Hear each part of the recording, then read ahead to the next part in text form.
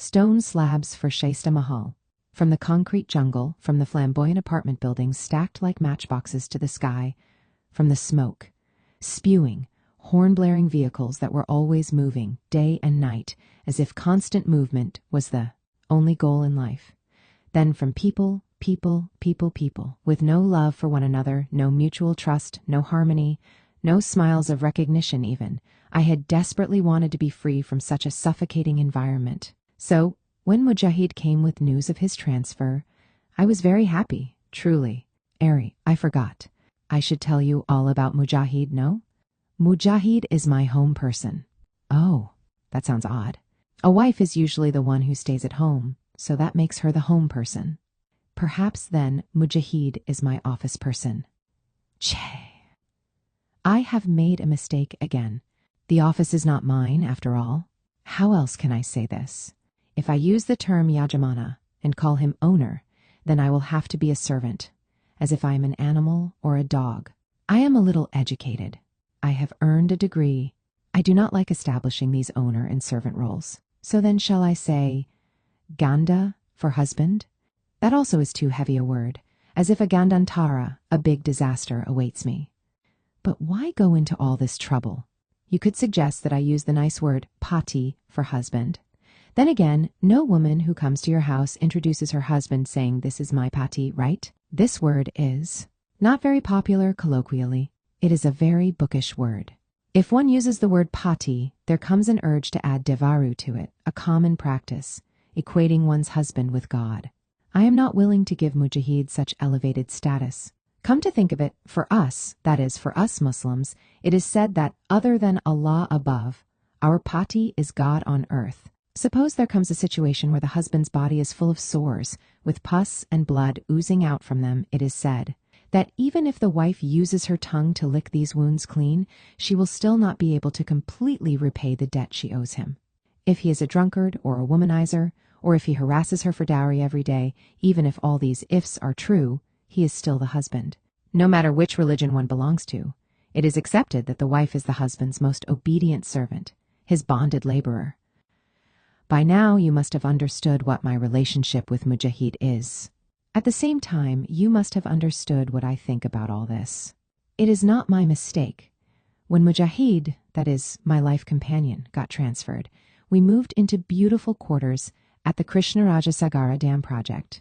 He then left me with the jackfruit and lemon trees, the dahlia, jasmine, chrysanthemum, and rose plants in the front yard, and the curry leaves, bean plants, and bitter gourd creepers growing in the back. He, on the other hand, was occupied for 8 out of 20, 4 hours every day, either working at the office or doing research at the Karnataka Engineering Research Station.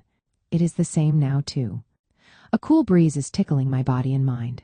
Since I don't have anyone to talk to, I am sitting here in the middle of the garden and ranting about this so-called husband too. You all? But, Ari, what is this? Mujahid's scooter, that too at this time of the day. I looked at the clock. It was only 5 o'clock. I raised my eyebrows. I did not move from my seat. Mujahid flashed his teeth. I imprisoned mine tightly behind my lips. He bowed down, placed the helmet on my head, pulled me up by the hand and said, quickly, I will give you 8 minutes. You have to get ready by then and come out. If you don't, hold on a minute. Let me tell you the whole story. We are newlyweds. If I have to be specific, we have been married for 10 months and 13 days. Mujahid has tried a few gimmicks before this. One day, he tried very hard and braided my hair, sticking 118 pins into my head to hold it up.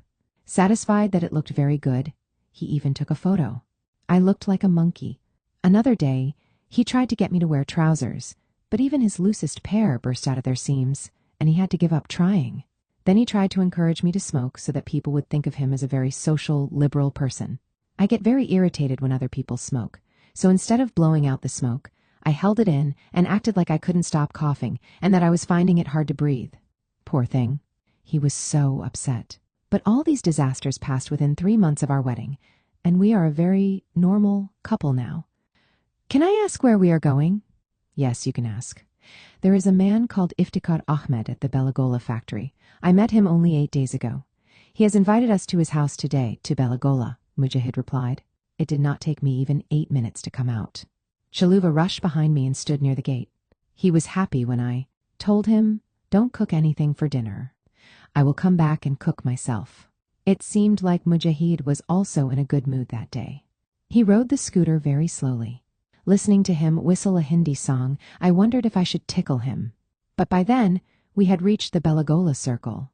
When our scooter approached a house, the man standing outside smiled and opened the gate wide for us.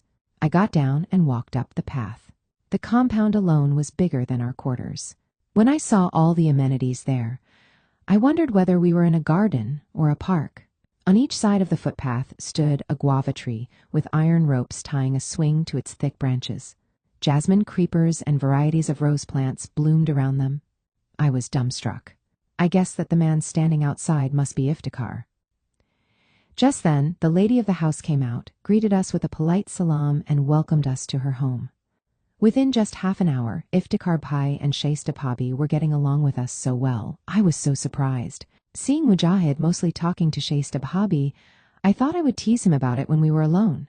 But when I realized that she was not only much older than Mujahid, but also seemed pure-hearted and without any ulterior motives, I did not feel like making jokes about her. She was a very simple and open-hearted soul, and paraded all 6 of their children before us within a few moments. 3 daughters, 3 sons. Apart from the eldest, Asifa, the rest were all like monkeys without tails. As if she had read my mind, Shaista said, "What to do, Zinat? I did not do any planning. Before I even turned round to see what happened, I had 6 children. And your Bahai Saheb came in the way," she said, cocking her head at Iftikhar, "when I thought of getting an operation done. Now I will certainly get it done after number 7. There is no need, Shaista. I am the one raising them." "Why are you worried? Thanks to God's grace, I earn enough to look after all of them well," Iftikhar interjected. "Oh, is it enough to have sufficient earnings? My sweet Asifa has had to say goodbye to her studies because of me. Do you know how much that pains me?" "It is not like that. I made her stop studying because girls do not need much education. A high school certificate is enough. There is no need for her to roam around in Mysuru for college. We can get her married off next year," replied Iftikhar. "Absolutely not. I got married when I was 20 years old. I have become a mother of 6 children over the last 17 years. If you get my daughter married off this early..." Shaista trailed off. Mujahid and I listened to all this quietly. Asifa, the topic of this discussion, was standing by the window, holding her brother.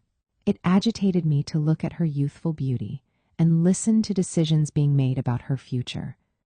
Come to think of it, Shaista was more attractive than me.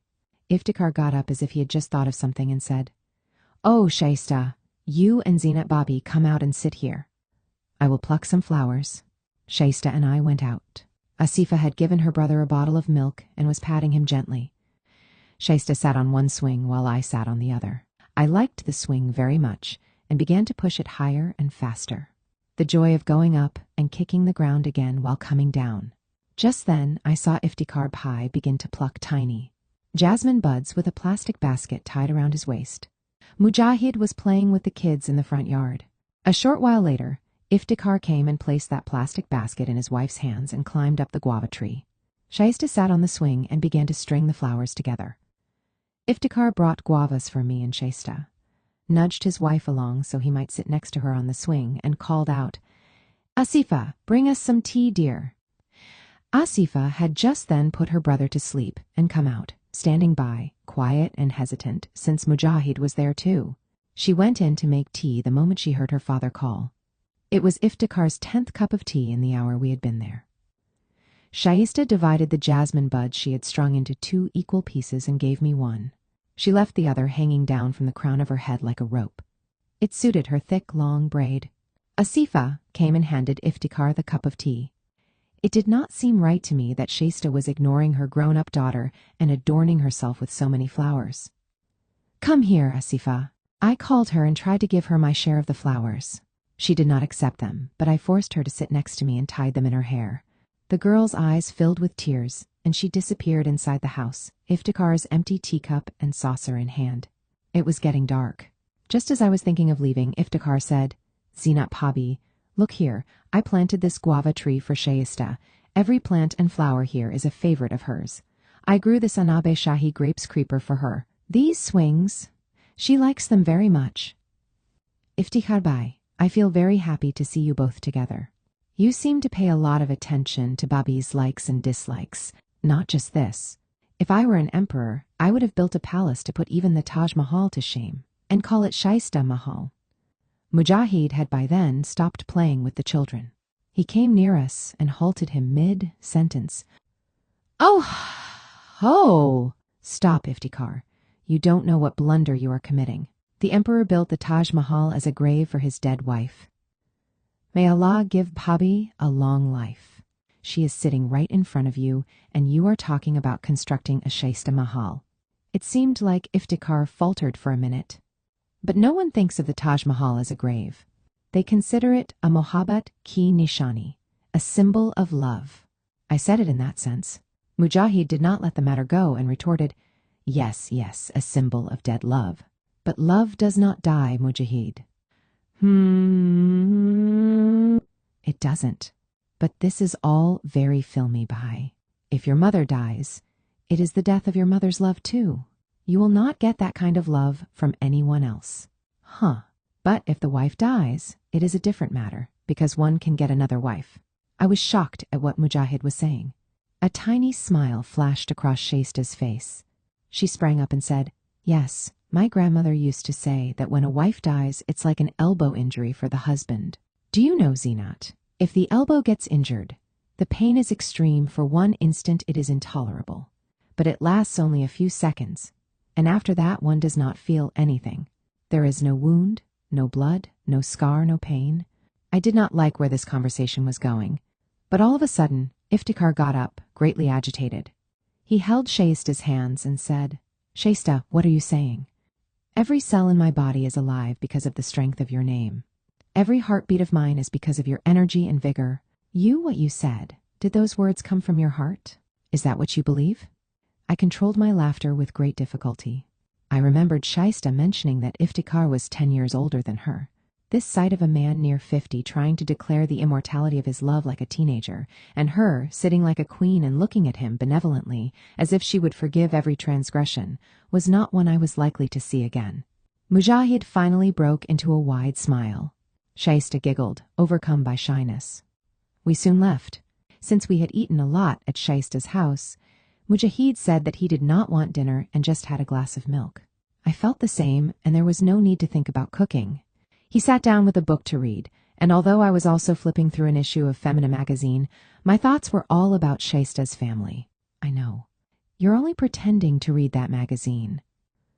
Then tell me, what am I thinking about? Shall I tell you?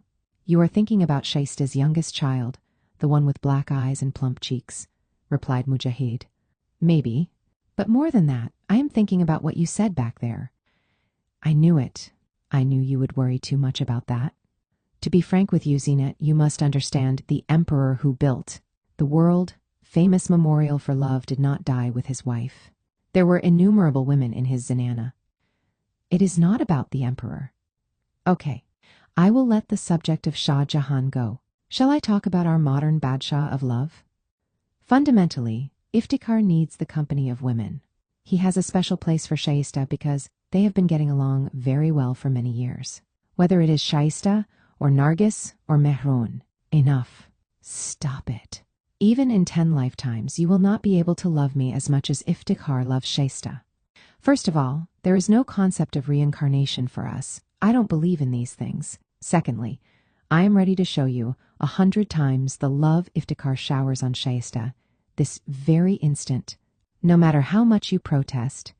Before I had a chance to appreciate how cleverly he had changed the topic, Mujahid hugged me tightly and showered me with crazy love, the animal. It was 9 in the morning that Sunday, and Mujahid was still in bed when Iftikhar came to our house with Shaista. I told them that Mujahid was still sleeping, and they sat down, chatting with me. I brought hot samosas for them, but Iftikhar did not eat even one. He piled his share on Shaista's plate, drank only a cup of tea, and went to the market to buy vegetables. Shaista, wearing a peacock-colored sari and few pieces of jewelry, was looking especially beautiful. I placed our wedding album in her hands and went indoors. When I returned, She was looking at one of the photos pensively. It was my graduation photo where I was wearing a gown. When I sat beside her, she said, "Zina, it is my wish to see Asifa also wear such a gown and get a photo taken like this." She passed her 10th exams in the first attempt. We did not allow her to study further because there was no one else to look after the house and the children. "Hire someone to help, Pabi." There was someone. She left saying she was going to visit her hometown and then never came back. Some agent sent her off to Dammam, it seems. I have not found anyone else. Asifa cannot continue her studies this year anyway. At least let her join college from next year. I will do that.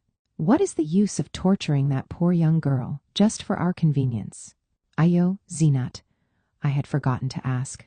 Is it dangerous to get an operation done to avoid having children? What is the danger in that, Pabi? On my mother's side of the family, 3 of my sisters-in-law and 2 elder sisters have got themselves operated on after having 2 or 3 children each. They are all well and healthy. Is that so? In that case, I will get an operation done this time. If you can come with me, even the little fear I have will go away. Pabi, you are looking so beautiful today. Please teach the Zinat also to dress up nicely like you, remarked Mujahid, coming out after having just woken up, and teasingly pulled a chair to sit close to Shaista. Hush, you naughty man. Run away, you lazy fellow, Shaista said, hitting him playfully on the back. I insisted that they stay for lunch. They accepted and left for Belagola only in the evening. My days in KRS were no longer as lonely as they had once been. I went to Shaista's house whenever I felt like it. Time flew by when I played with her children. It was the same for Shaista, too.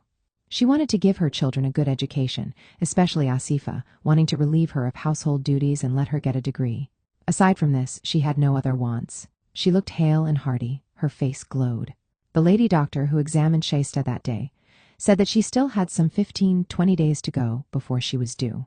That was why I invited everyone to our house that Sunday and insisted that they bring Asifa with them too. It was a happy day. I had a lot of work and not a moment to spare. As usual, Shaista and Mujahid were teasing each other, Iftikhar trying to convince her of his eternal love, the noisy children, Asifa's silence, and her loneliness. By the time we had had a grand feast amidst all this and said goodbye to them, it was past 9. Although I woke when the alarm rang at 5, I felt like wrapping the blanket tighter around me and sleeping some more. Then I heard the doorbell ring. Having no choice now but to get up, I came out, wrapping a shawl tightly around myself, and saw that it was Iftikhar. Ari, Iftikhar Bhai. Come. How come you are here so early? I don't have time to come and sit, Pabi. After we left here, Shaista got labor pains in the night, at around 1. I took her to my Suru immediately in the factory jeep. She is at Shilpa Maternity Home. She gave birth at 3. It is a baby boy. I felt like Iftikhar blushed a little when he said this. I felt very happy. Oh, it had been years since I last saw a newborn and participated in all the festivities around a birth. I left Iftikhar right there and rushed to Mujahid, the sleeping Kumbhakarna. I threw away the blanket, trying to shake Mujahid awake. Get up quickly, please. Shaista has given birth to a baby boy. You are still asleep. Mujahid pulled me into a tight hug and murmured, I promise, Zinat, whether you have a boy or a girl, I will certainly not sleep all night. I will just sit and stare at your baby. Do, how shameless you are. Iftikhar Bhai is outside. Get up and go talk to him. By the time I brought a cup of tea, Iftikhar had already smoked 4-5 cigarettes. Handing him the cup, I asked, Shaista Babi's health is fine, I hope? It is okay, but there was some problem. The doctor had said that she might need a blood transfusion. Later, there was no need for that. Shaista is very weak, though. I will take your leave now, Iftikhar said, setting the cup down and getting up even before lazy Mujahid could come out. Mujahid and I left for Mysuru. He continued teasing me all the way, saying that if it was my baby, he would do this, he would do that, he would raise the child himself, and so on in that vein. When we reached the nursing home, we saw that Iftikhar's entire family had gathered there. Asifa had collected all the children outside, since they had been making noise indoors. She smiled, seeing us. When I asked her, How come you are looking so happy? She replied, The baby is very cute, Bobby. You will also be very happy when you see him. The baby was really very cute, soft and pink like a rose. He was sleeping with his eyes tightly shut. Shaista's lips had lost their color, and she smiled weakly. I sat next to her and picked up the baby. Shaista Bobby, the baby might catch the evil eye. How have you managed to produce such beautiful children? I teased her. Don't worry. If you tell Mujahid, he will place a baby much cuter than this in your hands, she replied. Just then, Mujahid came inside with Iftikhar. He picked up the baby from me, stared at it for a second, and hugged it to his chest. When he asked, Bobby, I will steal the baby and run away. And then what will you do? She did not miss a beat. What kind of a man are you to steal someone's baby and run? Get your own army ready, then we will see, she teased him back. Iftikhar laughed loudly. We stayed there till evening, and when we were getting ready to leave, I spoke to Shaista. It might be difficult for Asifa to look after all the children and also manage to send food for you at the maternity home. Shall I keep Salu, Immu, Naveen, and Kamal with me until you come back home? It is okay, Zinat. Asifa is not my daughter. She is like my mother. Not just now. Ever since she left school, she has been managing all the household chores and looking after all the children. I won't be here long. I will go back home the day after tomorrow, she said. Then, the operation? I am a bit weak now. The doctor has told me to come back after 15 days. I will get the operation done then. Okay. Then I will go and come. After Shaista returned home, I went to visit her a couple of times. But what most surprised me was something we saw when Mujahid and I were on our way to Misuru one Sunday. That day, we were traveling by train because we had to stock up on groceries for the house. The train halted at Belagola. How surprising! Shaista was standing with Iftikhar at the station platform, wearing a full-sleeved sweater and a scarf on her head. Mujahid stood at the door of the bogie and waved at them. They hurriedly boarded the compartment we were in. I stupidly asked, How come you're going to Misuru? Shaista had regained her old vivaciousness. A mother in confinement for only 15 days, someone who was not short of anything and lived an easy life. Did she have to go to Misuru herself to run errands? As if she had read my mind, Shaista said, Oh, I have never been in confinement for more than 15 days. I just stay warm, that's all, and if I am not with him, he becomes very dull. I am healthy. Why should I remain lying down all the time? Even when my first daughter was born, I was in bed only for 15 days. I did not dare ask her anything else after this. I had seen my elder sisters and sisters-in-law go through confinement. They did not get down from their beds for 3 months after delivery. They were not allowed to touch cold water.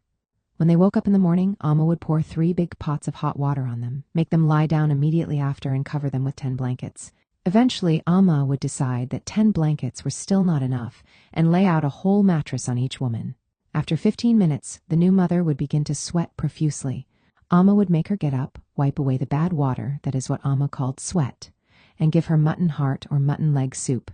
She would dry her hair with Sambrani smoke, make her lie down, gather the folds of her stomach in one fist, and tie a big voile sari tightly around her waist so as to keep it flat. Then she would make the new mother swallow some fenugreek powder with a plate of ghee. But since their husbands had ordered them not to eat ghee and put on weight, they would cleverly push the plates under the bed without Amma noticing. Later, after feeding the baby, the confined mother would wake up around 1 in the afternoon. The moment she awoke, rice, pepper saru, and 4 pieces of the softest meat fried with chili would be ready. She had to drink only boiled water. In the evening, shavaj made with copious amounts of ghee, almonds and cardamom in it, or some sweet dish, and in the night, bread or wheat rotis with meat meligara curry. 40 days of this strict diet later, the new mother could wear jewelry and a new sari. She would look just like a bride. When my brothers-in-law spent too much time with their wives during confinement, Amma would grumble. What is this shamelessness? If I let the husband and wife spend some time with each other, they want to take advantage. What do I care? If you are all healthy, then your husbands will stay with you. If you spoil your young bodies, you are the ones who will suffer. Look at the Brahmra, the Shetru women. Even 5 months after they give birth, they are still in confinement. Can we do what they all do?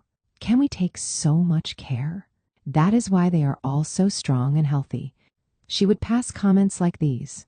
If the new mothers sat up, she would tell them that bad water would get to their waists, and if they stood up, she would try to scare them, saying that they would faint and fall down, advising them to lie down instead. For 40 days after the birth, 40 graves have their mouths open for the baby and the new mother. With every passing day, one grave closes its mouth. Is it a small thing for a new life to be born from a body? It is like the mother getting a new life herself, Amma used to say. If Amma's words were to be believed, there were still 5 graves waiting open, mouthed for Shaista. And she was already roaming about like this. All these thoughts crossed my mind in an instant, but the mouths of those 5 graves closed shut. At the end of the 40 days, there was a ceremony at Shaista's house. I was getting ready to go there, with silver anklets and a baba suit for Shaista's baby boy, a blouse piece for her, when a telegram arrived. Mother serious? Start immediately. Mujahid and I did not know how to make any arrangements. We stuffed a few clothes that were within arm's reach into a suitcase and immediately went to Misuru. From there, we left for our village. Amma's condition was not good at all when we reached home. Severely weakened after a massive heart attack, my mother was pale. When she knew that she would not live much longer, she had yearned for all her children at her side. I was the youngest and the last to arrive. On the 3rd day, Amma took her last breath, looking as if she had just gone to sleep. My mother, she who had raised and loved me, she who had cuddled me, was lying in front of my eyes like a stump of wood. I do not know how I tolerated that sight. Amma's last rites were done. I felt numb. Thinking that I would be alone if we went back to KRS and slip into a deeper sadness, Mujahid took a month, long leave from work and stayed with me. 5 days after the 40th day ceremony for Amma, we returned to KRS. That day, I could neither sit nor stand in the house. I felt some kind of distress, a sense of agony. I thought it was maybe because I had been in a house filled with people and suddenly found myself alone. Since Mujahid was still off work, we both got ready to go to Shaista's. I picked up the gifts we had bought for her and her baby. When we reached the house, it looked like the garden was not being maintained. There were no signs of the children in the house. I sat on a chair in the hall and looked around. The door to Shaista's room was closed. Mujahid sat down and, not knowing what else to do, picked up the newspaper. I banged on the door, wondering what kind of nap she was taking till 4 o'clock in the evening. Bubby. Shaista Bhabhi. It is me, Zinat. Come out in 2 minutes. If not, I will break the door down. I heard the sound of the bolt. Iftikhar followed the sound. I had assumed he would be at the factory and felt a little embarrassed. I took a couple of steps back. Iftikhar walked out towards Mujahid. I went into the room. That was all. I felt giddy. All the windows and doors were shut. Inside the room, the woman standing by the dim light of the bed lamp wearing a peacock, blue sari, was definitely not Shaista. The woman, who did not look more than 18 years old, who stood with her head bent, wearing new mehendi on her hands and legs, a full veil on her head, and adorned with green and red bangles on both her arms, was definitely not Shaista. Before the tears could fall down my face, I came out of the room and asked Iftikhar, "Where is my Shaista Bhabhi?" "She is no more." Before we could understand what happened, she had gone very far away from us. "Who is she?" I asked mercilessly. "I married her the day after Shaista's 40th today Fatiha was over. She is from a poor family. I need someone to look after the children after all, that is why." "Oh, of course. She is looking after the children. Well, that is very evident. Iftikhar Bhai, no matter what you do, it is all right. But do not repeat the declarations of love you made to Shaista with her. It is okay if you do not get a Shaista Mahal built or make arrangements for stone slabs to be put all around her grave. But if your eternal and intense love reaches her where she is and she were to wake up and come back, you will be in trouble." Afraid of what else I might end up saying, I ran out of the house. Asifa had picked up all her brothers and sisters from school and sat them down in the garden, perhaps because she did not want to disturb her father. I saw her and stopped for a second. "Zinat, auntie." All the children surrounded me in an instant. Asifa came and stood near me, a group of small children around her, a 2-month-old infant in her arms. Her eyes overflowed with tears. Somewhere in the distance, Shaista was probably whispering, "She is not my daughter, she is my mother." fire rain. Just as the azan for morning prayers began sounding from the mosque, Mutawali Usman Saheb sat up on his bed.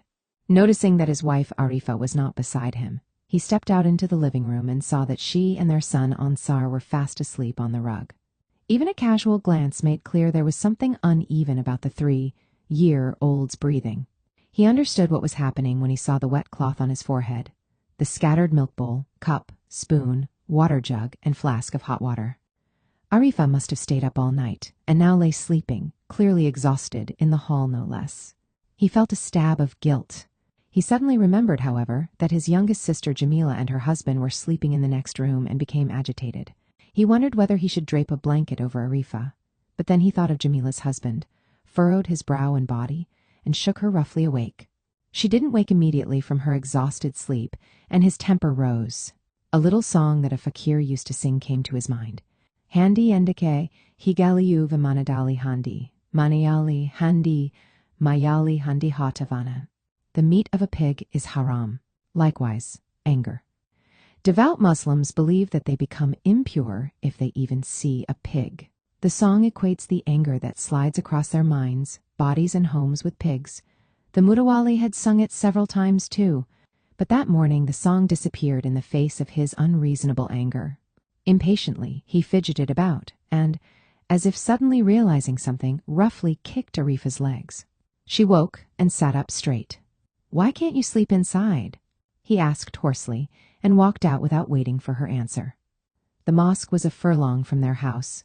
He walked swiftly, piercing the veils of the dawn mist with his long strides. Although his body moved towards the masjid, his mind kept moving back home, especially to what had happened the previous night. His most beloved youngest sister, the sister he had tenderly educated till she finished secondary school, the sister to whom he had given 18 silk saris, gold jewelry, a motorbike. For her husband on her wedding 5 years ago, that sister had come and asked for a share in the family property, and made the biryani and shavich payasa prepared in her honor taste bitter. Pump! What sort of behavior was this? His body burned with anger again. On top of that, she had started arguing too.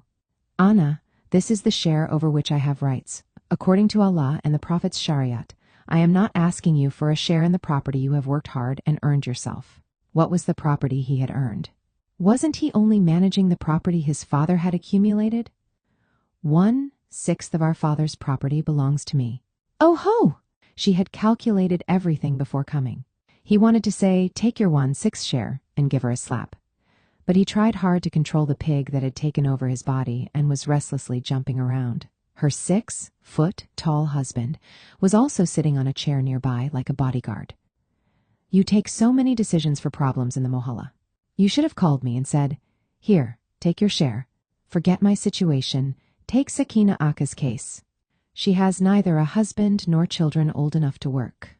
How is she to arrange marriages for her 2 grown-up daughters?'" The Mutawali Saheb kept staring at the floor. How surprising it was that Jamila was talking so much. Why was he remaining silent? Images of mango groves, coconut groves, fields, places where they raised silkworms, and resplendent houses in the city passed before his eyes. Which of these could he share with his 4 sisters? Jamila continued to croak like a frog. "Anna, you got me married into a good family. I am not saying you didn't. But please, think. It has been 10 years since Appa died. If you had given me my share then, by now I would have earned 10 times the money you spent on my wedding. I am not asking for all that money now, but..." The dam of Mutawali Saheb's patience burst. Arifa was standing by the door and listening to all this anxiously. She thought Jamila's words, her voice, and her argument were all unfortunate. But her demand was fair, wasn't it? Who could refute that? The house from which the Mutawali got 4,000 rupees in rent every month, and the coffee estate, weren't they both from the share she had received from her parents' house? Arifa had got her share without having to ask. Her parents had invited her and the Mutawali to their house, fed them well, gifted her a new sari and blouse, handed over the registration papers for the property they had transferred to her, and lovingly sent them home. Jamila had to fight for this right, now. The Mutawali Saheb didn't say a word. He grunted and stood up and stared at Jamila. Seeing her elder brother that way, she was a little scared, but she glanced at her husband. gathered a little courage, and, as if she had learned it by heart, hastily concluded, "If you don't give me my legal share, I will have to get it through the courts." Speechless, the Mutawali Sahib walked hurriedly to his bedroom. Arifa, scared by his angry strides, quickly slid to the side and gave way. He sat like an idol, not even bothering to remove his cap. Beads of sweat formed on his forehead. Arifa switched on the fan. All these details of the incident passed through his mind. Since it was winter, there was water boiling in the bathroom behind the mosque. By force of habit, he finished all his ablutions. The namaz also. Although he had cleaned his body, the agony remained in his mind. Jamila's audacity nagged him on one side, and the pain of sharing the property on the other. His main concern was to see how he could punish her and retain the whole property for himself. The masjid was large, its grounds extensive. The number of people who came for the morning namaz could be counted on his fingers. There was no one from his close circle among them.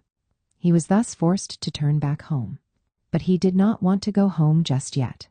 By the time he walked very slowly and reached the circle in town, the doors of Medina Hotel had opened. He walked in and drank a cup of tea, but did not feel relieved. Walking out of the hotel very unenthusiastically, he came to the middle of the circle and stood where a policeman might stand. He didn't blow a whistle and direct traffic. He looked in all four directions, unable to decide which way to go, his manner pitiful. Then the impossible happened. Dab! He heard a sound. Before he realized what it was, a crow fell from the electric wire above the road like a dry leaf from a tree. The Mutawali Sahib saw this from a few yards away and was about to leave when another crow came out of nowhere, cawing ka-ka. The sound began to echo. Crows began to gather as if by magic. He felt that some of their cawing was woeful. Some, he thought, sounded violent, angry. Some sounded lazy, as if they were cawing out of obligation. Others sounded like the deep sigh of a curse, some like a trumpet celebrating freedom, some like happy calls. He began to feel all kinds of things and decided to get away. Crows began circling his head like they were going to strike. He took a step forward, confused. In the corner of his eyes, the unmoving crow. Airy? Were there so many rainbow colors within the impenetrable black? By the time he returned home, still absent-minded, and got to his bedroom, the Mutawali Sahib was feeling sleepy. Arifa was occupied with household chores, busy with looking after her sick child, while getting breakfast and lunch, school bags, shoes and socks ready for her other children, and also preparing special dishes for Jamila and her husband. She did not want the daughter of the house cursing and leaving home sad. She remembered her mother's words, Hakhdar tarsto angar kanu barse. If the one who has rights is displeased, a rain of fire will fall. She had talked to the Mutawali Sahib the previous night in soft whispers. Don't hurt a daughter of the house. It says clearly in the Quran that a girl child has a right to her share, doesn't it? Call your 4 sisters and give them what needs to be given and wash your hands of it. Allah will give us prosperity in what we have left. Arifa did not usually give him advice. Although she was scared inside, she ended up talking about this. The Mutawali Sahib had made hundreds of decisions. What was she telling him that he didn't already know? Why should he tolerate the words of a woman, burqa, clad of little value? You shut up and do your work, he had snapped and gone to sleep, snoring away. Arifa was rolling chapatis, extremely agitated. Oh, Parvardigar, give him some good sense, she cried in her heart. She had just put a wet cloth on Ansar's forehead. Although she was mechanically rolling the dough and turning the chapati over on the pan, she felt that Ansar was suffering and rushed to the hall where she had laid him down. That was when she saw the woman. Although she wore a burqa and had a niqab over her face, Arifa recognized her immediately.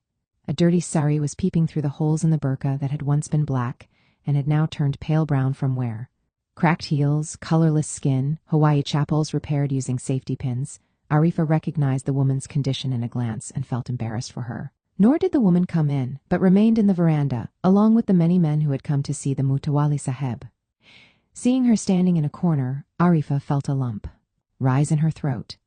She stood behind the curtain separating the living room from the veranda and whispered just loud enough to reach the woman's ears alone. Sakina Akka, I beg you, why are you standing there? Come in. Arifa could not see the woman's expression from behind the veil to know if she had heard or not. However, the young man standing next to her replied almost cruelly, "It is okay, Mommy. You go do your work. If Mama comes, we will talk to him and leave." Sakina was her eldest sister in law, a woman of great self-respect. After she became a widow, she took to tailoring to raise her 3 children and run her family. She did not desire even a drop of water from her maternal house.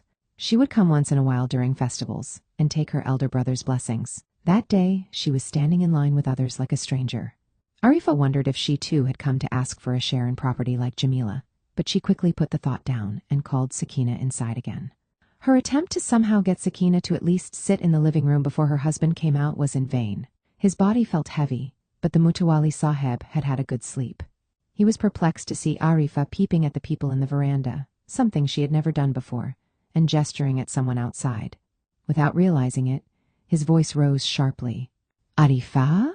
Flustered, Arifa dropped the curtain and muttered as if to herself, "Sakina Aka is standing there with the men, like an outsider. I was asking her to come in." "What?" When the Mutawali Saheb stepped out and saw Sakina and her son, the blood rose up his face. Sakina joined her palms together and in a strange tone put forward her request. "Bhaizab, please help a destitute widow like me. Allah will grant you and your family happiness and prosperity. My son is studying in the first year of his Ba. He has an interview at an engineering college for the job of an attender. I heard that you are a member of the committee there. My son's name is Syed Abrar. Please get him this job. The application is here. Look, if my son gets this job, he will be a pillar of support for our family, even though he was born to an unlucky woman like me. Everyone says if you put in a word, he will certainly get the job. You share the joys and sorrows of poor people. You must show mercy on me." Before the Mutawali Saheb could say a word, she gave him the job application, fell at his feet, and left in a hurry. Crows began to screech in the Mutawali Saheb's mind. His face became redder. Even in the cold weather, beads of sweat formed on his forehead. He collapsed on a thick, cushioned chair. Arifa's eyes teared up behind the curtain. A young woman was standing near the door, a baby held tightly to her chest. Adjusting the saragu on her head, she moved a little away from him and said, "Anna, this child's father had a bullock cart. He had an operation 15 days ago. I sold both the cart and the bullocks to get his operation done. Now he needs another urgent operation, it seems. That is what the doctor said. I don't have anything now." You... Her throat caught and her eyes became misty. She sobbed haltingly. The Mutawali Saheb asked her the name of the hospital, the doctor, and other details, told her that he would arrange for her husband's operation, and sent her away. Expressing her gratitude, she left, blessing him from the bottom of her heart. A schoolboy extended his notebook in front of him. The headmistress of the higher primary school had written in her round handwriting, asking the Mutawali Saheb to please oblige and attend the school development committee meeting at 3 o'clock that afternoon. He signed the note and sent the boy away, and was about to turn towards the men to listen to their problems when in like a storm came Dawood. Dawood was his right-hand man. He had become as necessary to him as involuntary breathing. That their thoughts went in the same direction was proof of their friendship. He was an expert in deducing the Mutawali Saheb's moods from the ups and downs of his face, the latitude and longitude of the movements of his eyebrows, the quivering of his mustache, the line of his nose, and the lines at the sides of his mouth. He would tailor his words, his behavior, the bend at his waist accordingly. He also had cunning shamelessness and a lack of self-respect. So then, he had not attended the morning namas. The bloody fellow arrives now? Wonder where he was whiling away time. Although he gritted his teeth, the Mutawali pretended to be calm and asked, "Where did you go, Dawood Saheb?" "You were nowhere to be seen." Dawood understood both his question and his manner. Laughing to himself, he answered, "Assalamu alaikum, Mutawali Saheb," and in fake politeness sat down. The Mutawali was not only the president of the Masjid Committee, but was also involved in politics. He was under the illusion that he had the capacity to get all the Muslims to vote for any candidate he backed. Several aspiring electoral candidates believed him and came to visit often. That was why many gathered at his house in the mornings. Even Sakina had sought his help as a political personality, instead of as her elder brother. She had behaved like an outsider and hurt him as well. He glanced at the people in the veranda. A lot of people were still waiting for their turn to talk to him. But he had urgent business with Dawood. He glanced again at the fidgeters on the bench and moved to stand up. The aged Subjan stumbled forward, trying to see through his misty cataracts and white eyebrows. Sob, my youngest daughter is getting married next week. I don't have any money. You must show some generosity. Once she gets married, I can peacefully close my eyes. My, Bap, you are like my father. You have to show mercy on an old man like me, he said, about to fall at the Mutawali Saheb's feet. Ah, you have had so many children. Your last daughter, you say? Did you have her when you were 60? Finally, you are falling in line. A shaitan sniggered in a corner of the Mutawali's mind. He pictured a large open site with a crumbling house standing in the middle. Every time he passed that piece of land, he imagined building a shopping complex on it. What do you need from me now, Subjan Chikapa? He asked, showing no mercy. Nothing much. Rattled, Subjan paused for a second and continued. May Allah's blessings be upon you. I need at least 40,000 rupees for this wedding. The Mutawali Saheb feigned shock. 40,000 rupees. What to do? Where to get that money from? He appeared to be deep in thought. Dawood coughed softly. Anavra, one matter. Thought I would bring it to your attention. If you have some free time. No, when one thinks of it, what the world has come to, law, morality, dharma, are any of those left? What happened, Dawood? Don't you know about this issue, really? Seeing that no answer was forthcoming from anyone, Dawood continued, Islam is being destroyed, Anavra. There is no respect left for Muslims. His preface was lengthy. Can't you just say what it is? The Mutawali Saheb asked, irritated. Anavra, you know that Omar, the one who makes horseshoes? His second daughter is married off to someone in Nelamangala, isn't it? But the boy had married another girl, remember? In any case, the first girl's elder brother. Who the hell is he? Asked the Mutawali Saheb, growing increasingly irritated. He did not have the patience to untangle the web of relationships. His name is Nisar, a painter. He said he would paint the masjid and ran away after getting 200 rupees, remember, during the last Ramzan. Yes, got it. Now the Mutawali Saheb remembered everything. He remembered getting the painter tied to a tree and having him beaten. For eating away the masjid's money, he fell into a pond and died. Some month and a half ago, they found a corpse, you see. The police took it out. What happened after that? What was to happen? Everything was totally destroyed. The police took Nisar's corpse and buried it in the Hindu cemetery. Dawood had revealed the news slowly, and it was like being shot with a bullet. Can this really be? Has anyone ever heard of something like this? For a second, the Mutawali Saheb felt like his heart had stopped. Wrinkles formed on his forehead, and he began to sweat. Everyone forgot what they had come for, even Subjan. Even if it was nagging him deep in his heart, he did not mention his daughter's wedding. The news made everyone tremble. To think that a Muslim corpse, without a shroud, without the ghusl, without even the janazah namaz, could be buried unceremoniously in a smashana instead of in a khabaristan. A Muslim cemetery. The Mutawali Saheb thought of something. But Dawood, wasn't Nisar circumcised? Dawood did not have an answer for this technical question. Shay. Wouldn't it have been done? But why will the police think of all that? They must have wanted to finish the burial and wash their hands of the whole thing, that's all. There were more questions. Things that aroused curiosity. How did they know it was Nisar's body? Many days after he went missing, his wife went to the police to register a complaint. The police showed her the clothes they found on the unidentified body, and she recognized them. Then they showed her the photo of the corpse. It had bloated, but it was Nisar's. Or the police must have done this deliberately, as if they don't know. If they had come to this masjid and told us a body of one of ours was found, we would have brought it here in an instant and given it a proper burial. Dawood said, a little suspicious. As far as I know, it was that troublemaker Shankra who told the police and made sure they buried the body in a Hindu cemetery. Everyone there was devastated. Che! What terrible times. When some people die, there are thousands ready to shoulder the body to the graveyard. And then this poor fellow doesn't even get a shroud and a decent burial. Except for twice a year, for For the Ramzan and Bakrid namaz, Nisar never stepped into the masjid. He had cheated hundreds of people by taking advances to paint their houses and then disappearing. He would drink away the money and totter about.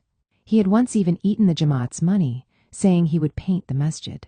Now giving him a proper burial seemed like the holiest of duties for the same people he had cheated. His corpse began to attain a martyr's status. And above all, the task of ensuring proper burial rituals for Nisar's body appeared to be the solution for the Mutawali's many problems. He pretended to be agonized, lamenting. "What can be done?" he said. "People have to suffer for the sins they have committed." All the people gathered there, including Dawood, thought of the tragedy that had taken place and felt disturbed. Tauba, Tauba, Sabjan slapped his cheeks. Death is inevitable for everyone, but no one should get a terrible death like this. No praising of the Prophet, no salutation. Tomorrow someone will bury our bodies too, wherever they want, however they want. They might just throw our bodies away on a whim.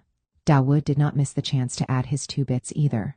"Mutawali Saheb, somehow, you are there to give us direction. That is why we still remain human one day they go to the court. For something related to the Quran, that woman, Shabano's case, they made it a big deal and insulted us repeatedly.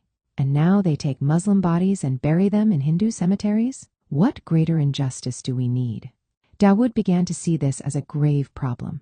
Everyone was restless, even the Mutawali. He plucked at his beard, shoved a finger into his nose now and then, and sat deep in thought. He suddenly became alert and looked at the people. Crumpling his face as if he was immensely sad, he opened his eyes a slit and coughed, clearing his throat. The issue was so complex that even Arifa came and stood behind the curtain, instead of getting her children ready for school. Having woken up a little late, Jamila spoke to Arifa in whispers and heard what had happened and joined her sister-in-law behind the curtain. Their female hearts were beating fast. "Ya Allah! No matter who it is, may the poor man rest in peace. May he be given all the rights a Muslim corpse deserves, and may he get 3 gaja of land in a Khabaristan." Jamila's husband also got to know the news and came to stand outside with the others. Everyone was anxious, agitated. Enthusiasm grew for fighting the holy war to save Islam. Finally, the Mutawali began to speak. "Now we have to put in all our efforts to have Nisar's remains exhumed from there and buried here. We must be ready to face any obstacle, any problem, do you understand? Dawood, inform our youth committee about this as well. Once they arrive, we can go together to meet the district commissioner, the superintendent of police." "Let's start work on this today," he said, quickly adding, "Tell them not to worry about anything else. There is no money in the Jamaat right now. Tell them I will pay whatever expenses are incurred myself." He knew that the money to be spent was nothing compared to the popularity and support he would get because of this. It was also in keeping with his status as a Mutawali to say such things. Where would the money go, after all? In his experience, people would fall over themselves to donate money for these sorts of causes. He also saw it as a great opportunity to bring the youth committee closer, after they had previously accused him of all kinds of things and distanced themselves. Everything happened as he expected. Before he came out of his reverie, Jamila's husband had taken out 250 rupees from his pocket and placed it on the table in front of the Mutawali. "Baya, if you use this for your work, I'll also reap the benefits of the good deed. Allah should grant people like you more strength, good health, and money." He spoke from the heart. He felt that it was not right to have his wife ask for a share in the property when there was this great task ahead. Noting her husband's expression from behind the curtain, Jamila heaved a big sigh of relief. She had asked her elder brother for a share in the property only because her husband had forced her to, not because she herself wanted it. Like the proverb went, "If the striking pole misses, 1,000 more years of life." She was glad that they could let the matter go, at least for now. Arifa felt very proud of her husband. Worried that he might have to go accomplish this Himalayan task without food, she rushed in to make him paradas as light as flowers. The Mutawali observed his sister and her husband's changed behavior and beamed to himself, though he didn't express it, and instead walked inside gravely, as if deep in thought. Taking several young men along, he met the district commissioner first. It was a matter of pride for him to do so. The DC was also young, a Bengali Brahmin, and a graduate of Jawaharlal Nehru University. He was familiar with the messy snarl of community relations within the district and the emotional outbursts that would sometimes arise. He read the letter the Mutawali handed over and understood the situation. Although he was laughing within, he sat with a serious, dignified face. He listened to the Mutawali's impassioned words and skirted around the matter to question him in Urdu. "What else is new, Mutawali Sahib? You have never come to see me regarding new bore wells for your area, or for repairs to the school building, or for any other such works." The Mutawali stopped him mid-sentence. "I'll make a list of all that and come again next time, Swami. For now, if you could just issue an order, that is enough." "But still, Mutawali Sahib, soil is the same everywhere, isn't it? What is the difference in soil?" he asked, very casually. The Mutawali had several irrelevant answers for him. Without dragging it out further, the DC issued an order to the assistant commissioner. 15 days passed. The Mutawali Sahib did not get tired, even when he had to go from officer to officer, from one department to the next. He did not even hesitate to buy coffee and snacks once in a while for the people who accompanied him. He was disappointed that there did not seem to be much resistance from the notorious Shankar, but then again the police and officials provided plenty of delays. The Mutawali roamed around different offices all day. After that, discussions would go on till late in the night, either in the front yard of the masjid, or in the large hall at the Medina Hotel, or in the veranda of his house. He described the hard work he was doing. He planned how and where to curtail the powers of which officers. He described the many dangers to Islam from various quarters, and preached to the youth about how these problems could be effectively solved. He did not realize how quickly 15 days could pass in this way. The whole Jama'at was discussing nothing but Nisar's body and the Mutawali Sahib's efforts. Several women draped a full veil and offered namaz, praying wholeheartedly for Nisar's corpse to have the good fortune to be buried in the Muslim cemetery and for his soul to find eternal peace. A lot of money was collected towards this noble deed as well. Finally, Nisar's body was exhumed. The Mutawali and his followers draped the rotten body in the brand new starched shroud they had brought with them. Since the body was too rotten for ritual bathing, holy water was sprinkled on it. The foul smell made them want to retch, but no one showed it on their faces. The policemen covered their noses with their handkerchiefs. In the end, Nisar's funeral procession began on the shoulders of the Mutawali and his companions. They had poured on copious amounts of scent and covered the top of the bier with a chadar made of strings of jasmine to mask the smell of rotting flesh. None of the jasmine buds had bloomed. Harful ke kismat mein kahan naz, arus, chanful to kiltehain mazaran kiliye. Not all blooms have the fortune of adorning a bride. Some flowers bloom only for mausoleums. The funeral procession had to go quite a distance, but plenty of people had gathered. The coffin did not stay more than a minute or two on anyone's shoulder and kept changing hands. The procession passed through the city and continued on towards the cemetery, which was there, just around the corner. There were maybe another 10 steps to go. Just then a man stumbled along, shouting obscenities at the top of his voice in a strange, vulgar manner, as if to shatter the seriousness and the sadness of the whole situation. The moment he saw the man, the Mutawali, who had lent his shoulder to the front of the coffin, was stunned. He turned deathly pale. Several others in the procession reacted in the same way. No one took a step forward. Everyone's throat dried up. The man spilled some more curses loudly, tottered down a small alley and disappeared. The first to recover was the Mutawali. He looked at the policemen, who were accompanying the procession to ensure there were no untoward incidents, and instantly became alert. Seeing the procession stop, a policeman had moved forward to threaten the drunkard with a lathi. The Mutawali slowly took a step. The Jamaat followed. Mutawali Sahib's legs began to shake. Someone came and changed places with him at the head of the coffin. Mutawali Sahib took out his handkerchief and wiped the sweat dripping from his face. He glared at Dawood, who bent his head and looked down. A lot of people were communicating with their eyes. No one spoke. Instead, they all took long strides and reached the cemetery. The police stood outside, and the corpse was duly buried in the Muslim Kabaristan. The nerves in the Mutawali's head were about to burst. Whose corpse was it that they had buried? He had no doubt that the drunkard was the painter Nisar. He was angry enough at Dawood and the painter's wife to want to chop them up. But his one consolation was this: although a lot of people in the Jamaat had recognized Nisar, not one of them informed the police. They had all saved his honor. The momentary relief vanished. Thousands of crows crying ka-ka began to pluck and eat his brain. Was it a Hindu corpse? Was it a Muslim corpse? The body was too rotten to be identified. Should it rot here? Should it rot there? People were filling the grave hurriedly. Without waiting for it to be fully covered, he rushed home. He was alone except for the crows, striking and trying to kill him. Extremely tired, he sat in the drawing room of the house. When he did not see Arifa, even after several minutes, he anxiously called out, "Arifa, bring me a glass of water." He saw his daughter come out instead and asked, "Why haven't you gone to school today?" "Amma isn't at home, no. That is why I stayed back." "Isn't at home?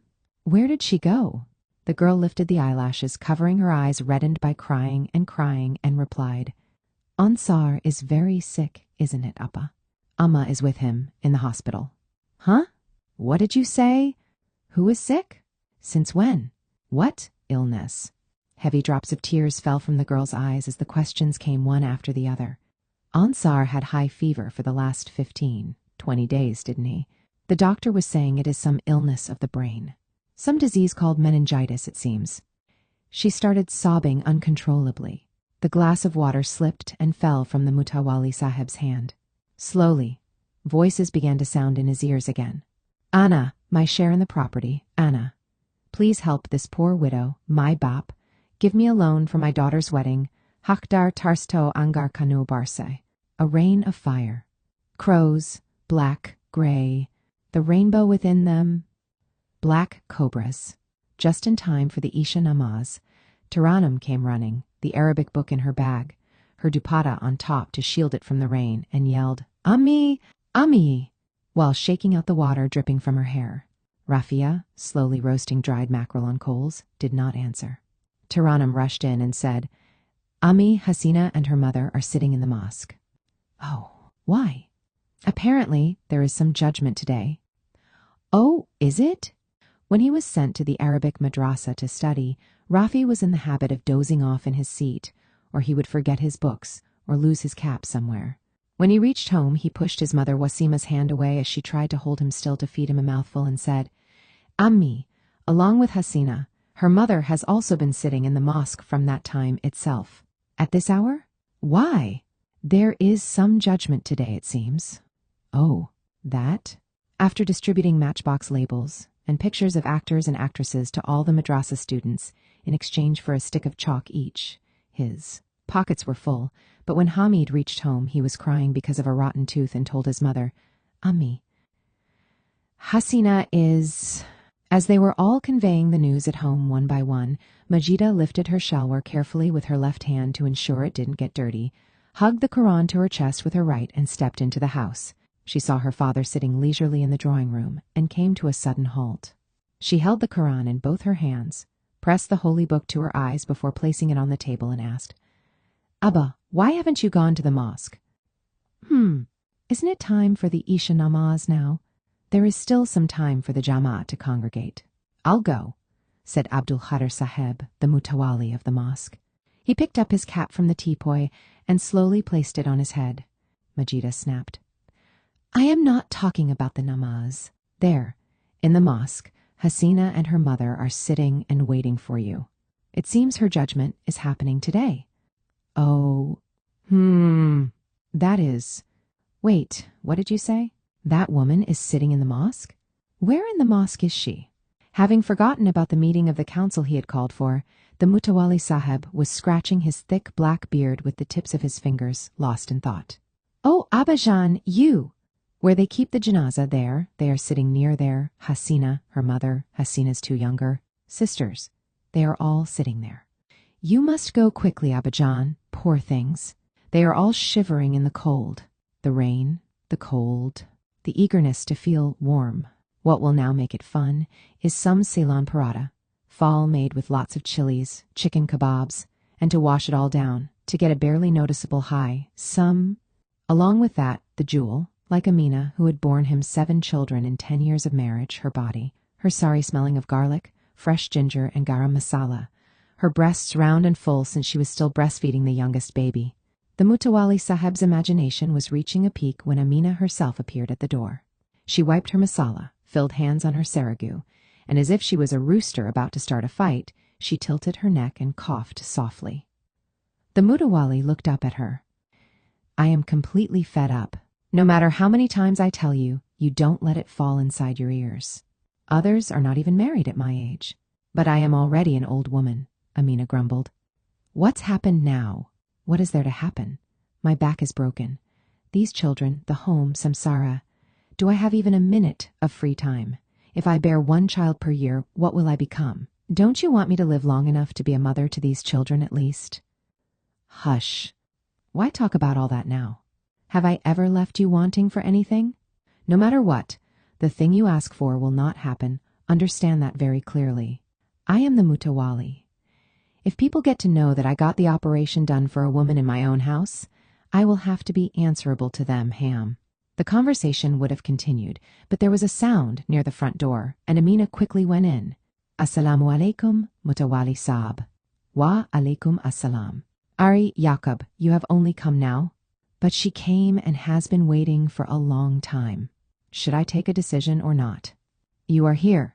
Does she know the law better than you? Let everything happen according to what you decide. If you can have your food now. Yaqub trailed off. Food? Well, something of that sort will be done. Leave that, the Mutawali Sahib said. How can that be? First, you must have your food. I have brought the auto. Once you finish your meal, then we can talk. Oh, what food? What does it all matter? Once one becomes the Mutawali, that's it. We have to forget about house and family. Even if someone comes and calls me at midnight, I have to come to your service. What do you say? He grumbled. Shay, you must not misunderstand me. God's law says get married not just to one woman, but 4. Should women give up their honor and dignity and come to the mosque? I waited for not 1, but 10 years. Did she give birth to even 1 boy? And the way she runs her mouth. Ababa. Is that a sign of a woman from a respectable family? So I married another woman. So what? Should I not? Didn't I go visit her every time I felt like it? The other day, I was driving on the road when I saw Hasina. I dropped her off near the house in my auto itself and placed 10 rupees in her hands. Are we not humans? As a woman, if she can't even adjust this much, then, Yaqub said. Amina was listening to their conversation from behind the door and cursed him wholeheartedly. Ah, look at him buttering up. For his own satisfaction, he will even bring down God. He will bring up the Quran, quote from the Hadith. But if he is told to give something to feed that poor woman, then he begins to shirk his responsibilities. God, when will you give some sense to this fellow? She quietly slid behind the door and went inside. Okay, leave it now.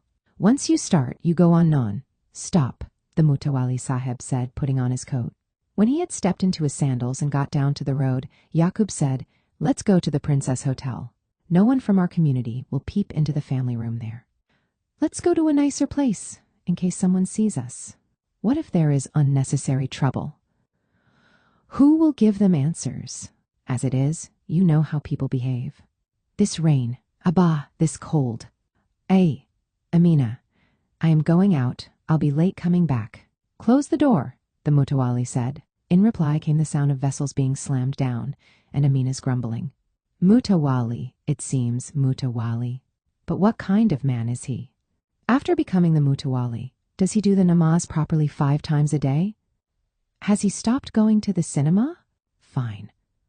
Let all that be. Has he at least stopped drinking the devil's piss? May his Mutawali position burn in hell. They did not hear her grumble, but the loud sound of Yaqub's autorickshaw, running down the end of the street with the Mutawali in it, reached Amina. Ashraf was the unfortunate woman, sitting like a ghost in the still quietness of the mosque in this cold weather. Poor thing. What is her fault in all this? Is it her fault that she gave birth to 3 daughters in a row? Is that like making rotis, to roll them out as we want? Thoo! Amina's heart turned bitter. She went to the backyard and turned south to reach the high wall surrounding the mosque. She had pushed a few large stones against the compound wall to make it convenient for her to listen to sermons at the mosque when she could spare the time, and to have someone pass over a few pots of water from the house inside the mosque. She pulled her saragu over her head, climbed on the stones, and peeped into the mosque's inner compound, covering her face slightly. After finishing, the Isha Namaz people were walking out of the main door of the extensive compound. She bent forward. Oh, there, in front of the hall that had been built to the north of the mosque, there sat Ashraf, shriveled up. Her seragu covered her head, while the folds of her tattered sari were wrapped around the baby on her lap. Hasina was sitting next to her mother, her legs stretched out on the cold floor. 3-year-old Habiba was half on the floor and half in her mother's lap, struggling to warm herself. All those who had come to do namaz cast a questioning look in her direction and left one by one. The fragrance of biryani wafted from one man's house. The smell of fish curry came from another's. Somebody's new wife was waiting for him. Yet another's son had just learned to walk and was tottering forward. This way, they hurriedly exited the mosque, each looking forward to the happiness that awaited them in their homes, or hoping to free themselves from their endless troubles and woes. Ashraf remained seated. The powdery rain falling relentlessly for the last 2 days had not cooled the fire in her gut. The cold that had seeped into her bones had not reduced her energy. The hunger that was gnawing at her stomach with sharp nails had not weakened her. She was banging on the grand door of Allah's house, not for herself. Hers was a dog's belly that could be filled somehow or the other, but to beg for justice for her children. She was ready to fight for their right to live their lives. She stood alone to ask why she was being punished for no fault of her own. But the doors of Allah's house had not yet opened for her. The pale faces of her children who sat around her kept her determined.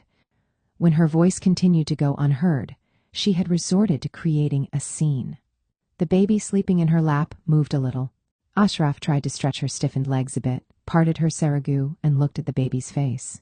Illness had made the baby's face dull, and she looked even sicker in the faint light. The child's nose was blocked. When the baby's chest rose and expanded following the rhythm of breathing, 2 depressions could be seen below her ribcage. Her eyes were closed. Rheum had dried on her eyelashes. The baby's body was burning. Ashraf stared at her. Her child, Muni. It was after she was born that Ashraf's troubles reached their peak. When the first 2 daughters came, Yaqub had been disappointed, but he still lived at home. She had saved some money from the earnings Yaqub brought home and had some gold ornaments made. Not just that, she had bought silver anklets that were 2 fingers thick, and she enjoyed walking around, her feet making chum sounds. When the third was also a girl child, Yaqub disappeared. He had not even looked in the direction of the hospital. He did not step inside their house. Instead, he went to live with his mother. Ashraf boiled and ate pumpkin leaves to survive. She reused tea powder for 2-3 days and held on to her life by drinking the weak brew. She also tried every means possible to placate her husband and bring him back. She held the infant to her shoulder and went to the market and fell at Yaqub's feet at the autorickshaw stand. She cried. She begged him to show mercy. Allah will destroy you, she cursed. But it was all in vain. When she could not see any other way out, she began to go to Zulekha Begum's house to work. The housework did not seem like a burden to her, but whether there was something to do or not, she had to be there from morning till night. Zulekha Begum's husband worked in some office. They had 2 children, both of whom studied in college. Zulekha Begum read one or the other book all day long. Once she raised her head from her book and asked Ashraf, "What job does your husband do?" "He drives an autorickshaw, Appa." "So then his earnings must be enough to run the household, isn't it?" "It used to be enough," she replied dismissively. All her thoughts were on the infant Muni whom she had left at home under Hasina's care. Her breasts were leaking and the front of her blouse was soaking wet. "The baby must be hungry," she thought and teared up. "Then why do you come here to work?" Zulekha was surprised to hear Ashraf's story. In this day, in this age, are there still people like this, she wondered. "Do you know, Ashraf, if a daughter is born, it is as if the Prophet himself has saluted the house." "Oh, leave it, Appa. How many times should the Prophet's salam fall on a poor woman's house like mine?" "You are mad." The Prophet himself had only daughters. A son was born, but died when he was still a child. Have you read about how much he loved his daughters? Have you learned about it? Bibi Fatima was his life. They were living proof of the bond that can exist between father and daughter, Zulekha Begum said. Ashraf did not understand a word. Her mind still revolved around thoughts of Moni. Finally, Zulekha Begum said, "This is utter injustice. Why don't you give a petition to the mosque?" "Eri!" Ashraf leaped up. Why didn't I think of it, Appa? She cried. Please write a petition for me. She went to the Mutawali Saheb's house 5 times with the petition in hand, but she could not meet him. Then one day she ran and placed the petition in the Mutawali's hands just as he was stepping out. He absent-mindedly shoved the piece of paper into his coat pocket and walked away. The water supply had been turned on in the public taps along the street that morning. Hanifa Chikama, who was sweeping half the width of the street with a stick broom in hand, quickly disappeared behind the fat wall. Rafia, who had come to place her pot below the public tap, noticed Hanifa Chikama making shh signs and ran inside her home, unmindful of her pot slipping from her hands. All the women in the mohalla, who were occupied with their various chores, vanished from sight. Satisfied with the respect he commanded, the Mutawali Saheb checked from the corner of his eyes to see if any women were continuing their chores without fear, and walked on, donning a serious face. When the Mutawali Saheb did not call for her even after 15 days, Ashraf went to his house again. As usual, he was not at home. While she sat there waiting, Amina asked her, "They say that those who get an operation done to stop getting pregnant will not reach Jannat. Is that true, Ashraf?" "Whatever that is, Amma, I don't know. I have to ask Zuleika Appa. She is always reading a lot of fat books." Amina came very close to her and whispered, as if it was a secret, "If that is the case, will you ask her and tell me the next time you are here?" "Okay, Ma. She keeps talking about a lot of other things as well. But me? I am stupid. Will I understand all that?" Before Ashraf finished speaking, the Mutawali Saheb came inside, his face fuming. "Oh, your petition is lost somewhere. If you want, write another one and bring it," he said, and went into his room. "If I want, oh no, I don't want. Not for me. I don't want my husband even. But my children need food." Muni had been a well-fed child, even in the middle of Ashraf's mountain of problems, but she had started losing weight and become weak. Her hands and legs were stick-like, and her stomach bloated. Her nose always running, filled with a hunger that could eat the entire world, Muni cried relentlessly day and night, but still Ashraf did not think of her as a burden. She gave Muni more love and more food than she gave her 2 elder daughters. Yet what Muni needed urgently was medicine. Where could she find the money for that? Injections, pills, tonic, the doctor's fees every day, and on top of everything, she had to wait her turn to see the doctor too. The tablets that she managed to give Muni once in a while were of no use and only made her illness worse. By the time she got Zuleika Begum to write another application and had gone to see the Mutawali Saheb at his home 4 or 5 times, she heard a rumor that doused the fire burning in her. It was this: Yaqub is not in town. He has moved away from here. Isn't he a man? Whether he is there, not there, whether he carries responsibilities, whether he neglects them, who's going to ask? Who does he have to answer to? He is Langoti Yar, after all, a man, everybody's best friend. His past does not rise up to dance in public. The present doesn't touch him. The future doesn't move him, nor is it a mystery. He does not have to remain shyly in the shadows. He does not have to say who he belongs to. He does not need to seek forgiveness, not ever at all, because nothing he does is a mistake. Ashraf was very hurt. Muni, who was melting away in her lap, became closer to her heart. But a mother's love was not enough for her. Treatment, care. Within 6 months, Muni was skin and bones. Just then, like a thin reed clutched by a drowning man, she heard that Yaqub had returned. She ran to the auto stand, but Yaqub disappeared the moment he saw her. The next time, she was smarter. She came from behind his auto and sat inside with her children. Without a word, he began to drive. He came to a stop in front of her hut and said, "You pop out an army of girls and roam around like a dog. Learn to have a little bit of decency at least." He spat and plunked the children on the ground. Just as she was getting out, confused, he drove off, his auto making a bar sound. She hugged her teary-eyed children tightly to her chest. Seeing no other way, she gave dozens of appeal letters to the mosque committee and to the Mutawali. She begged them to make Yaqub provide at least a little money for the child's medical expenses. The only answer she got was, "Come back later, come another day, go away." In the middle of all this, another rumor came flying by, complete with wings and feathers. Yaqub is going to marry again. He wants a son who can drive the auto rickshaw after him, it seems. Whatever was left of Ashraf's world came crumbling down before her eyes. She cried all night and went to sit by the door of the Mutawalli's house again.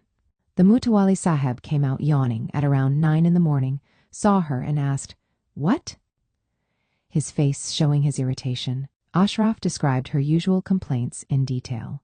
The Mutawalli coughed, spat forth loudly. "What forbidden thing has he done now? He has done another nikah, that's all, isn't it? He didn't elope with anyone, did he? Let him do it. Do you know that there is a Sharia law that says he can get married to 4 women? Why are you getting jealous of that?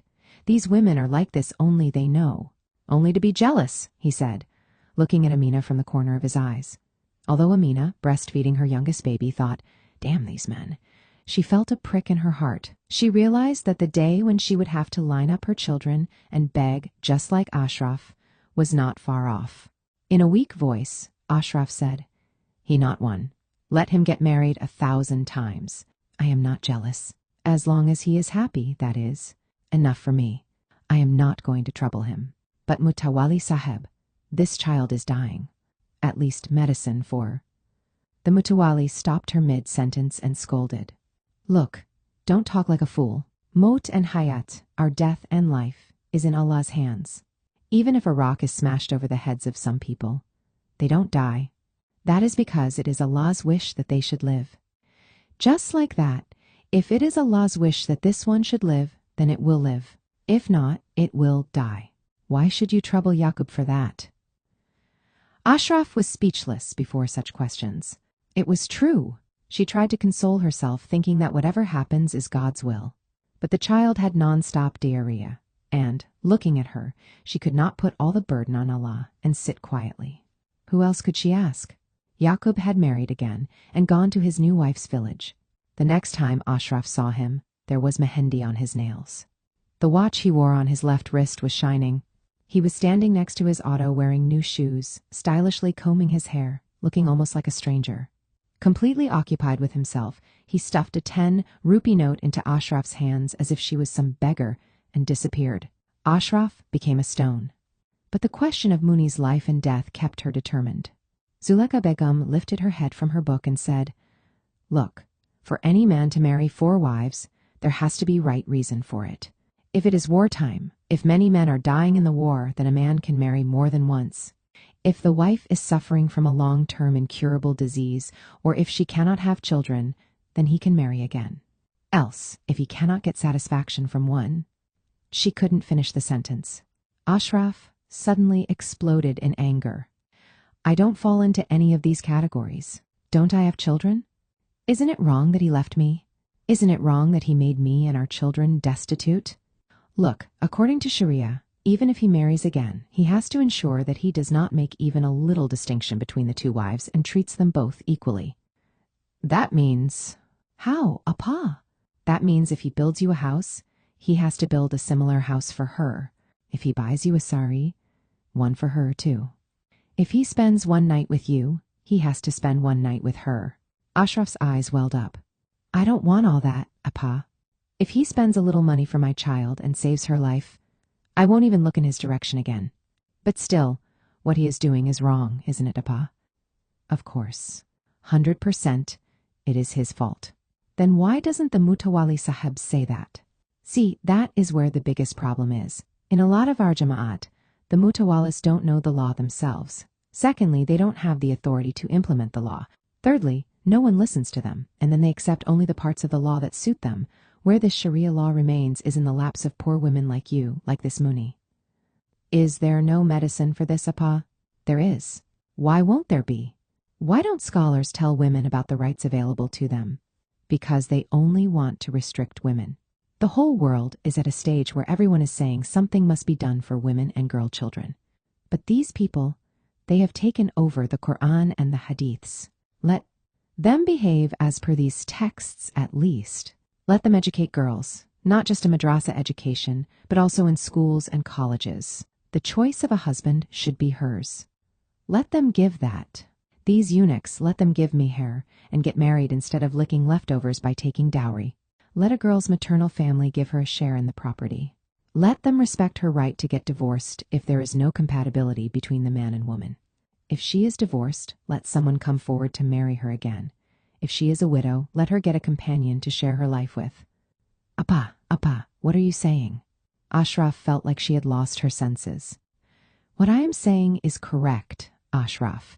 All these rights are available for women in Islam. A girl can go to school. She can go to the shops, go to work. She can have a life outside. But there is a clause, too, that she should not exhibit her body and her beauty. Zuleika Begum began giving a passionate lecture. Ashraf nodded her head, disappointed. She did not want any of this. What can I ask about my money? What will you ask? Your expenses for food and clothing and for your children, a house for yourself, then a night with him every alternate day. You have a right to all this. He has to give you all this. If he does not, hold his collar in front of people and demand them. This Mutawali, take the slipper from your foot in your hands, slap him with it and insist. Do not beg. Demand justice. Do you know who gets justice? Only those who demand it. People like you will not get justice if you don't demand it. Give a petition to the masjid, gather a panchayat around and call me. I will tell your man and that Mutawali what the Sharia is, what justice is. Twisting the Quran and hadiths the way they want in front of a helpless woman is not justice. Ashraf was very scared and felt her hands and legs go cold. If it was only the question of her own stomach, there was no need for all this trouble. If God has given life, he will at least provide grass to eat. I could stay quiet thinking this way, but this money, Ashraf was determined and ready to make justice hers, instead of having to beg for it. Money stirred in her lap. Her breath sounded strained. There were beads of sweat on her forehead. Muni's neck was soaking wet. Ashraf wiped her child's neck and armpits with her sari. She touched her body, and, even in that state of distress, felt relieved that the fever was coming down. Earlier, Hasina had cried that she was hungry. When she looked around for her in that dim light, Ashraf's heart almost stopped. Unable to bear the cold from sleeping on the floor, Hasina had crawled under a mat inside the wooden bier and wrapped half of it around herself. Habiba was curled up on the floor nearby. There was a quietness to the green light emanating from the mosque veranda, a cool breeze from the heavy rain, and a peopleless environment. She felt a strange fear, even in the holy atmosphere of the mosque. She did not know what the time was. Thinking that the business of the outside world must have concluded, she felt afraid. From morning till evening, every Muslim chanted Bismillahir-Rahman-ir-Rahim continuously. Here was a situation that would move even the heart of Allah, the most merciful, most compassionate. But at least Muni had some warmth. The other two children did not even have clothes to fully cover their bodies. At once, 1,000 scissors flew across her insides, and a deep sigh escaped her. From her heart, Ya Allah. Allah did not reply. Her stomach, once warm and quiet, now felt chilled, as if a ball of snow was turning inside her. Her blood turned cold, her veins, unable even to shiver, turned to ice.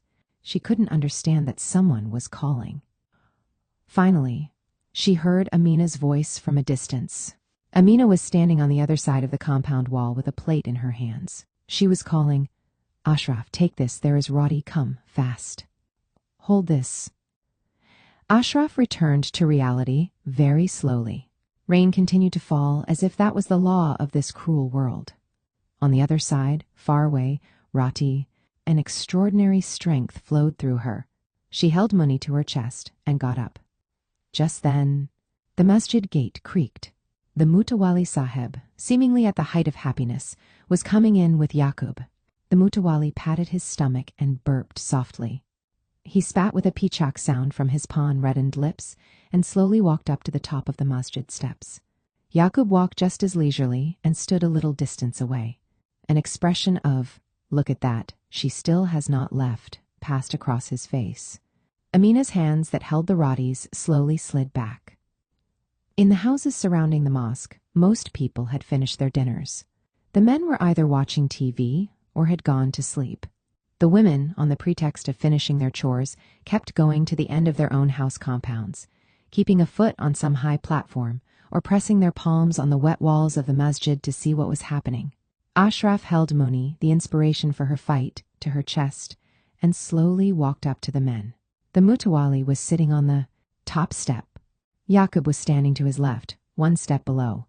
Ashraf stood to their right, 3-4 steps below them. Since there was a roof over this part, she was protected from the rain. But the moisture-laden breeze had taken away her ability to even stand. Yaqub was ready to charge and gore her like a bull. Water from the roof was dripping down Ashraf's back and dripping from her saragu. Oh, even this rain does not soak men, and is behaving so softly, with great respect. She was surprised even in that moment. The Mutawali Sahib had reason to hesitate before speaking. A lot of pan juice had accumulated in his mouth. He couldn't pollute those holy steps. He had to walk up to the compound wall at a distance to spit it, like out of a squirt gun. Just when he was about to get up, Yaqub spat out like he was spitting fire. Mutawali Sahib, what does she want, this whore? Mutawali Sahib became alert all of a sudden. Since he had ended up gulping the pan juice down, his head felt dizzy for a second, though his common sense became alert nonetheless. He realized that in the darkness surrounding the compound wall, there were women-shaped lizards standing on their big toes and watching. He was very certain that a lizard called Amina was no doubt stuck to the wall and staring at him as if she would swallow him up. That was why, for their sake, for the sake of a show of power, the rice, pan, and other things that Yaqub had bought him moved to one side of his throat. "Ayi, Yaqub, you should not speak like that," he said.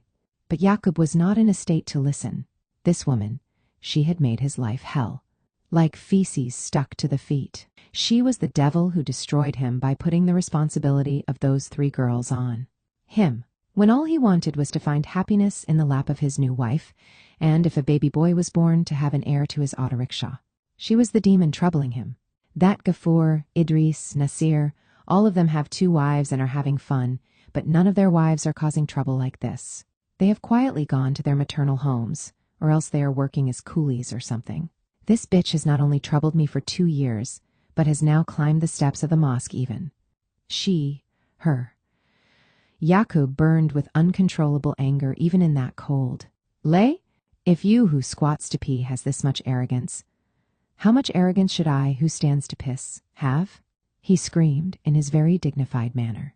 Not a word came out of Ashraf's mouth. She had become still. Zuleika Begum had not told her what to reply to such questions. She had not even expected such a question. In her confusion, she held Muni even more tightly to her chest. By then, Yaqub, boiling with rage, came swiftly towards her and, gathering all his strength, kicked her. Ashraf fell to one side. Her attempt to protect Muni, even as she fell, was in vain. When her forehead smashed to the ground, Muni flew out of her hands. A terribly painful sound never before heard in any masjid escaped Ashraf. Both her children woke up, even Hasina, who was sleeping inside the janazah. Perhaps even the innumerable corpses, carried on that bier before melting into layers of soil, had woken up too. Ashraf fainted. The Mutawali was in shock. His intoxication vanished. Piercing through the veil of darkness, facing the onslaught of cold and rain, shaking off the dirt that stuck to their feet, with their heads covered, those innumerable women, where were they? Who are they? Where? Did they come from? Here, is Amina among them? Some lifted Ashraf up. Others moved towards Muni. Muni's fever had come down. Her breath was no longer ragged. There was no suffering. She had become free from all the pains of this world. Her life of agony had ended. Her body had fought, determined to live, but had now slipped under death's black chador. The Mutawali Sahib remained sitting, unable to move. Hanifa Chikama took Ashraf and her children to her home. Muni's corpse remained in the mosque. All the lights were turned on. Water in the pot behind the masjid started boiling. All the sleeping men slowly woke up and came out. Without saying a word, the cloth shop owner Mateen Saheb opened up and brought red cloth for the shroud. They bathed Muni, draped the red cloth on her, cried, dabbed attar and abir on the body, and shifted her to the Khabaristan. At the cemetery, Ashraf hugged Muni and cried ferociously, but in some corner of her heart there was a thread of quiet peace. There was no happiness for Muni here, no reason for her to have stayed back. Muni is free from pain and has freed me from pain too. Now I don't have to go behind Yaqub, begging. I don't have to chase this Mutawali, begging. I don't have to answer inhumane questions. There is me and my 2 children. But still, poor Muni. She didn't wear new clothes even once. She didn't hold a doll in her hands to play. From the time she was born, she only got injections and bitter medicines to swallow. Her maternal instinct rose up, and she shed innumerable tears again. After laying the egg of light at dawn, the black hen of ignorance exited, rushing into the darkness to peck at grains and sticks. Mutawali Saheb began to walk slowly. Hanifa Chickama, sweeping half the width of the road with a stick broom in her hand, brushed the slush here and there furiously. Unbothered that a few drops had splashed on the Mutawali, she held up the broom in her right hand like a fan, pounded it on her left palm, and staring at the broom, addressed the wind. May Allah's curse fall on you. It feels like I saw Shaitan in person. Rafia, who had come to place a pot under the water tap, put her pot down, picked up a stone, and, addressing a non-existent dog, threw the stone into a slush-filled drain nearby. A dog! Just a dog, she said, sniggering. Nasima chased her hen, the one with wide gray and white feathers on its back and fat thighs, which sauntered even on its short legs. She caught it by its comb and beak, glared with hatred at the cock perched on its back, and said, "Hey Allah, may your benevolence destroy this damned cock's lineage. It has no shame or dignity, no fear of Allah. Have you been getting fat to feed the worms in the grave? Donkey, face, get lost." She cracked her knuckles and cursed the cock she herself had reared. At the corner house, Qazi Saheb's daughter-in-law, who had not so much as come to the main door even though it had been 2 years since her wedding, walked up to the compound gate and stood watching her husband get on his scooter. Seeing the Mutawali Saheb, she addressed the child in her arms and asked, "Do you want to see a gorilla, my love?" "Look, there, a gorilla?" When the Mutawali turned back to look, she giggled and slammed the door. From a distance, Jamila Eighth scolded loudly, as if she was addressing someone. "Nothing good will come your way. You will be born with a pig face on Judgment Day. May black cobras coil themselves around you. May you not remember the kalima on your tongue when you die." She tossed a string of curses around like dynamite. Asifa came out with an overflowing garbage basket, not caring about the saragu that had slipped off her head. She dumped the trash and spat "thu, thu" loudly, hard enough to fully dry her throat, as if she had seen something utterly disgusting. Her spit might have fallen on him too. The Mutawali Saheb could not forget Muni's face wrapped in that red cloth. Her eyes were shut, but he felt as if she was staring at him. Voices surrounded him from all sides. His heart was heavy, his legs refused to move. Every morsel of the biryani he had eaten felt like it had turned to iron and was punching him from inside. Everything he had drunk.